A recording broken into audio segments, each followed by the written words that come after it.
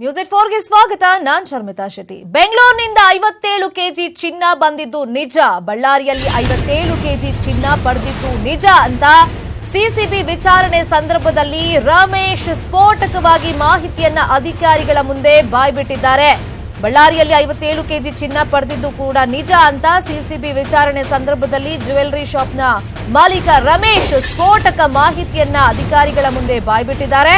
ಬೆಂಗಳೂರಿನಿಂದ 57 ಕೆಜಿ ಚಿನ್ನ ಬಂದಿದ್ದು ಸತ್ಯ, ಬಳ್ಳಾರಿಯಲ್ಲಿ 57 ಕೆಜಿ ಚಿನ್ನವನ್ನ ಪಡ್ಕೊಂಡಿದ್ದು ಸತ್ಯ ಅಂತ ರಮೇಶ್ ಈಗ ಸ್ಫೋಟಕ ಮಾಹಿತಿಯನ್ನ ಕೊಟ್ಟಿರೋದು.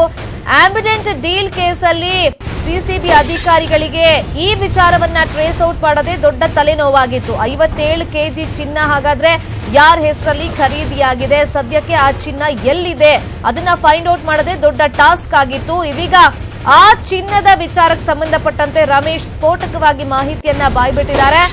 ಬೆಂಗಳೂರಿಂದ 57 ಕೆಜಿ ಚಿನ್ನ ಬಂದಿದ್ದು ನಿಜ, ಅದನ್ನ ಬಳ್ಳಾರಿಯಲ್ಲಿ ಪಡೆದಿದ್ದು ನಿಜ ಅಂತ ಹೇಳಿದ್ದಾರೆ. ಅಂಬಿಕಾ ಜ್ಯುವೆಲರಿಯಿಂದ 57 ಕೆಜಿ ಚಿನ್ನ ಬಂದಿತ್ತು. ಆ 57 ಕೆಜಿ ಚಿನ್ನವನ್ನ ಅಲಿಖಾನ್ಗೆ ಕೊಟ್ಟಿದ್ದು ನಿಜ ಅಂತ ಬಳ್ಳಾರಿಯ ರಾಜ್ಮಹಲ್ ಜ್ಯುವೆಲರಿ ಮಾಲೀಕ ರಮೇಶ್ ಸ್ಪಷ್ಟನೆಯನ್ನ ಈಗ ಸಿಸಿಬಿ ಅಧಿಕಾರಿಗಳ ಮುಂದೆ ಕೊಟ್ಟಿದ್ದಾರೆ.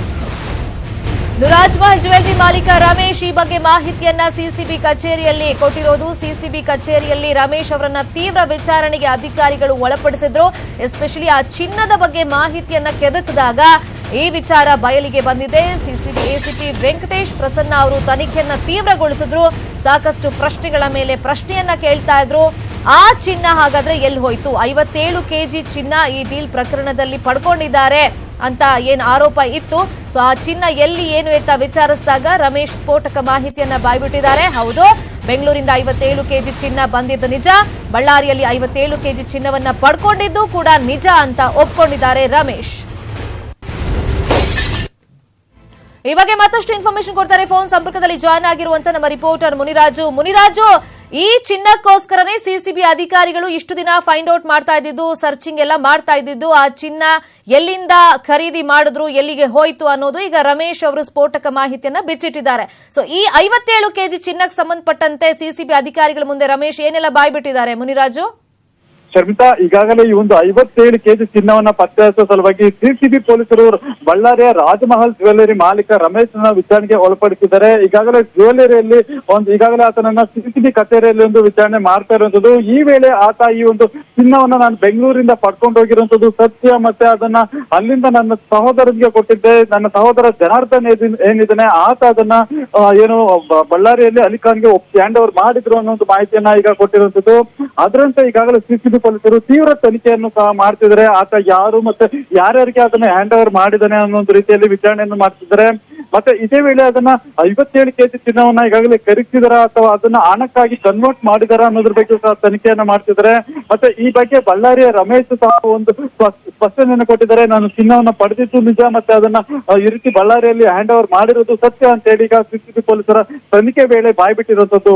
ಶಬಿತಾ, ಮುನಿರಾಜು, ಇಲ್ಲೊಂದು ಪಾಯಿಂಟ್ ಅನ್ನು ನಾವು ಗಮನಿಸಲೇಬೇಕು. ಆ 57 ಕೆಜಿ ಚಿನ್ನವನ್ನ ಅಲಿಖಾನ್ಗೆ ಕೊಟ್ಟಿರೋದು ನಿಜ ಅಂತ ರಮೇಶ್ ಈಗ ಒಪ್ಕೊಂಡಿರೋದ್ರಿಂದ ಸೊ ಸಿಸಿಬಿ ಅವರಿಗೆ ಡೌಟ್ ಇರೋದು ಬಹುಶಃ ಜನಾರ್ದನ್ ರೆಡ್ಡಿ ಹೆಸರಲ್ಲೇ ಆ ಚಿನ್ನ ಖರೀದಿ ಆಗಿರಬಹುದು, ಅವ್ರ ಮನೆಯಲ್ಲೇ ಇರಬಹುದು, ಅಥವಾ ಅದನ್ನ ದುಡ್ಡಿನ ರೂಪದಲ್ಲೂ ಅವ್ರು ಇಟ್ಕೊಂಡಿರಬಹುದು, ಕಿಕ್ ಬ್ಯಾಕ್ ಪಡೆದಿರಬಹುದು ಅಂತ ಒಂದು ಡೌಟ್ ಇರೋದು. ಅದ್ರ ಮೇಲೆ ಈಗ ಇನ್ವೆಸ್ಟಿಗೇಷನ್ ನಡೀತಿರೋದು. ಈ ಅಲಿಖಾನ್ಗೆ ಕೊಟ್ಟ ಮೇಲೆ ಏನಾಯ್ತು, ಇದ್ರಲ್ಲಿ ಜನಾರ್ದನ್ ರೆಡ್ಡಿ ಅವರ ಪಾತ್ರ ಇದೆಯಾ, ಈ ಬಗ್ಗೆ ಏನಾದ್ರೂ ರಮೇಶ್ ಬಾಯ್ಬಿಟ್ಟಿದಾರ, ಗೊತ್ತಾಗಿದೆಯಾ ವಿಚಾರಣೆ ಟೈಮಲ್ಲಿ? ಶಬಿತಾ, ಈಗಾಗಲೇ ಈ ಒಂದು ಪ್ರಕರಣದ ಬಗ್ಗೆ ಒಂದು ತನಿಖೆಯನ್ನ ಮಾಡ್ತಿದ್ದಾರೆ. ಈಗಾಗಲೇ ರಮೇಶ್ ಬಳಿ ಸಾಕಷ್ಟು ಮಾಹಿತಿಗಳನ್ನ ಕಲೆ ಹಾಕೋದಕ್ಕೆ ಆತನನ್ನ ವಿಚಾರಣೆಗೆ ಒಳಪಡಿಸಿದ್ದಾರೆ. ಯಾಕಂದ್ರೆ ನೀವು ಅದನ್ನ ಅಲಿಖಾನ್ಗೆ ಹ್ಯಾಂಡ್ ಓವರ್ ಮಾಡಿದ್ದಾದ್ರೆ ಅಲಿಖಾನ್ ಅದನ್ನ ಜನಾರ್ದನ್ ರೆಡ್ಡಿ ಅವರಿಗೆ ಕೊಟ್ಟಿದ್ದಾರಾ ಅಥವಾ ಬೇರೆ ಬೇರೆ ಎಲ್ಲಾದ್ರೂ ಅದನ್ನ ವರ್ಗಾವಣೆ ಮಾಡಿದ್ದಾರಾ ಅನ್ನೋದ್ರ ಬಗ್ಗೆ ತನಿಖೆಯನ್ನ ಮಾಡ್ತಿದ್ದಾರೆ. ಯಾಕಂದ್ರೆ ಈಗಾಗಲೇ ನ್ಯಾಯಾಲಯ ಮತ್ತೆ ಬೇರೆ ಜನಾರ್ದನ್ ರೆಡ್ಡಿ ಅವರೇ ಹೇಳಿದಂತೆ 18 ಕೋಟಿ ಹಣವನ್ನ ಏನು ಅಲಿಖಾನ್ ಪಡ್ಕೊಂಡಿದ್ದಾನೆ, ಆದ್ರೆ ಅದಕ್ಕೂ ನನಗೂ ಸಂಬಂಧ ಇಲ್ಲ ಅಂತ ಹೇಳಿ ನಿನ್ನೆ ಜನಾರ್ದನ್ ರೆಡ್ಡಿ ಅವರ ಒಂದು ಸ್ಪಷ್ಟನೆ ಕೊಟ್ಟಿದ್ರು. ಮತ್ತೆ ಕೋರ್ಟ್ ನಲ್ಲೂ ಸಹ ಇದೇ ರೀತಿಯಲ್ಲಿ ಒಂದು ವಾದವಾಗಿತ್ತು. ಇದೀಗ ಸಿಸಿಬಿ ಪೊಲೀಸರು ಈಗ ಚಿನ್ನದ ವರ್ಗಾವಣೆ ಯಾವ ರೀತಿಯಾಗಿದೆ ಮತ್ತೆ ಇದಕ್ಕೂ ಮತ್ತೆ ಹಣವನ್ನ ಕನ್ವರ್ಟ್ ಮಾಡಿದ್ದ ರೀತಿ ಹೇಗೆ ಅನ್ನೋದ್ರ ಬಗ್ಗೆ ತನಿಖೆಯನ್ನ ಮಾಡ್ತಿದ್ದಾರೆ. ಬಹುಶಃ ಇವರು ಚಿನ್ನವನ್ನ ಬೇರೆ ಬೇರೆ ಮೂಲಗಳಲ್ಲಿ ಏನು ಸ್ವಲ್ಪ ಪ್ರಮಾಣದಲ್ಲಿ ಅದನ್ನ ಡಿಸ್ಟ್ರಿಬ್ಯೂಟ್ ಮಾಡಿರ್ಬೋದು, ಅದನ್ನ ಡಿಸ್ಟ್ರಿಬ್ಯೂಟ್ ಮಾಡಿ ಅದನ್ನ ಹಣದ ರೂಪದಲ್ಲಿ ಕನ್ವರ್ಟ್ ಮಾಡಿರುವಂತ ಶಂಕೆ ಸಹ ಈಗಾಗಲೇ ವ್ಯಕ್ತವಾಗ್ತಿರೋದ್ರಿಂದ ಅದು ಯಾರ್ಯಾರಿಗೆ ಕೊಟ್ಟಿದ್ದಾರೆ ಮತ್ತೆ ಎಷ್ಟೆಷ್ಟು ಪ್ರಮಾಣದಲ್ಲಿ ಕೊಟ್ಟಿದ್ದಾರೆ ಅನ್ನೋದ್ರ ಬಗ್ಗೆ ತನಿಖೆಯನ್ನ ಗೊತ್ತಾಗ್ಬೇಕಾಗುತ್ತೆ. ಈಗಾಗಲೇ ಅದರಿಂದ ರಮೇಶ್ ಮತ್ತೆ ಆತನ ಸಹೋದರ ಜನಾರ್ದನ್ ಅನ್ನ ಈಗಾಗಲೇ ಸಿಸಿಬಿ ಕಚೇರಿಯಲ್ಲಿ ತೀವ್ರ ತನಿಖೆಗೆ ಒಳಪಡಿಸಿದ್ದಾರೆ ಶರ್ಮಿತಾ. ಮುನಿರಾಜು, ಈಗ ಆ ಚಿನ್ನದ ಬಗ್ಗೆ ಏನೋ ಬಾಯ್ ಬಿಟ್ಟಿದ್ದಾರೆ. ರಮೇಶ್ ಸ್ಫೋಟಕವಾದಂತ ಮಾಹಿತಿ ಕೊಟ್ಟಿದ್ದಾರೆ, ಎಲ್ಲಿಂದ ಅದನ್ನ ಖರೀದಿ ಮಾಡಿದ್ರು, ಅದು ಬಳ್ಳಾರಿ ತನಕ ಹೆಂಗ್ ಬಂತು ಅಂತೆಲ್ಲ ಇನ್ಫಾರ್ಮೇಶನ್ ಕೊಟ್ಟಿದ್ದಾರೆ ವಿಚಾರಣೆ ಸಂದರ್ಭದಲ್ಲಿ. ಇಲ್ಲಿ ವ್ಯಕ್ತಿಗಳ ಹೆಸರನ್ನ ಏನಾದ್ರೂ ಮೆನ್ಷನ್ ಮಾಡಿದಾರಾ? ಶರ್ಮಿತಾ, ಈಗಾಗಲೇ ಅದರ ಬಗ್ಗೆ ಈಗ ತನಿಖೆ ನಡೀತಿದೆ. ಯಾಕಂದ್ರೆ ಇವರು ಒಂದೇ ಪೀಸ್ ಆಗಿ ಒಂದು 57 ಕೆಜಿ ಚಿನ್ನವನ್ನ ಕೊಟ್ಟಿರೋದಕ್ಕೆ ಸಾಧ್ಯ ಇರಲಿಲ್ಲ. ಯಾಕಂದ್ರೆ ಅಷ್ಟು ಪ್ರಮಾಣದ ಚಿನ್ನವನ್ನ ಒಬ್ಬರಿಗೆ ಕೊಡೋದಕ್ಕೆ ಇದು ಖಂಡಿತ ಸಾಧ್ಯ ಇಲ್ಲ. ಮತ್ತೆ ಅದನ್ನ ಬೇರೆಯವ್ರಿಗೆ ಯಾರಾದ್ರೂ ಹ್ಯಾಂಡ್ ಓವರ್ ಮಾಡಿದ್ರು ಸಹ ಅದನ್ನ ಕೊಂಡೊಯ್ದು ಅದನ್ನ ಸ್ಟೋರ್ ಮಾಡೋದಾಗ್ಲಿ ಅಥವಾ ವರ್ಗಾವಣೆ ಮಾಡೋದಕ್ಕೂ ಸಹ ಕಷ್ಟ ಆಗುತ್ತೆ.